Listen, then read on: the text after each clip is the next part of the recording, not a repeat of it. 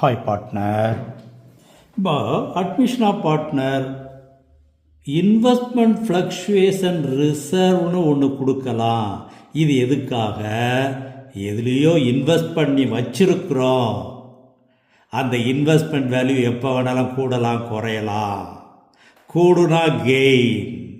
அப்போ admission of partner வரும்பொழுது அந்த இன்வெஸ்ட்மெண்ட் கரண்ட் வேல்யூ எவ்வளோன்னு பார்க்கணும். அப்படி ரீவேல்யூ பண்ணும்போது கெயின் வந்தால் கெயின் அமௌண்ட்டை ரீவேல்யூவேஷன் அக்கௌண்ட்டில் கிரெடிட் எழுதிட வேண்டியது. ரிசர்வை ஃபுல்லாக ஓல்டு பார்ட்னர் ஓல்டு ரேஷியோவில் பிரித்து கொடுத்துட வேண்டியது. அதே இது இன்வெஸ்ட்மெண்ட்டை ரீவேல்யூ பண்ணும்போது லாஸ் வரலாம்.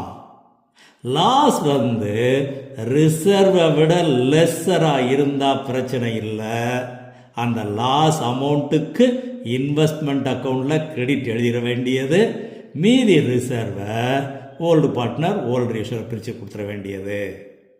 அதே இது இன்வெஸ்ட்மெண்ட் ரீவேல்யூ பண்ணும்போது லாஸு ரிசர்வை விட ஹையராக இருந்தால் லாஸ் எவ்வளவோ அந்த அளவுக்கு ரீவேல்யூவேஷன் அக்கௌண்ட்டில் கிரெடிட் எழுதிட வேண்டியது.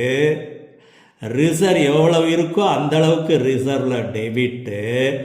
எக்ஸ்ட்ரா லாஸை ரீவேல்யூவேஷன் அக்கௌண்ட்டில் டெபிட் எழுதி அதுக்கப்புறம் அது வந்து பார்ட்னர்ஸுக்கு பிரித்து கொடுப்போம். அதே இது லாஸ் இல்லை கெயின் இல்லை, நோ லாஸ் நோ கெயின், அப்போ பிரச்சனையே இல்லை. ரிசர்வை ஃபுல் அமௌண்ட்டை ஓல்டு பார்ட்னர் ஓல்டு ரேஷியோவில் பிரித்து கொடுத்துட வேண்டியது.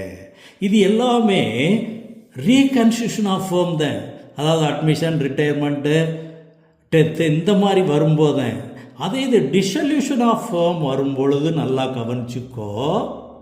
இன்வெஸ்ட்மெண்ட் ஃப்ளக்சுவேஷன் ரிசர்வை ஃபுல் அமௌண்ட்டையும் ரியலைசேஷன் அக்கௌண்ட்டில் கிரெடிட் எழுதிடணும்.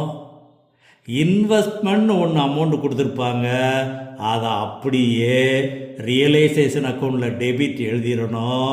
அது என்ன விலைக்கு விற்கிறாங்க வைக்கிறாங்க அடுத்த வேலையை பார்த்துட வேண்டியது. கவனமாக வச்சுக்கோ. அதே இது எம்ப்ளாயீஸ் ஃப்ராட் அண்ட் ஃபண்ட் எங்கே கொடுத்துருந்தாலும் சரி அது வந்து அவுட் சைடர்ஸ் லைபிலிட்டி. கிரெடிட்டார்ஸுக்கு என்ன செய்வோமோ அதே போல தான் இதுக்கும் செய்யணும். Okay, I like you partner.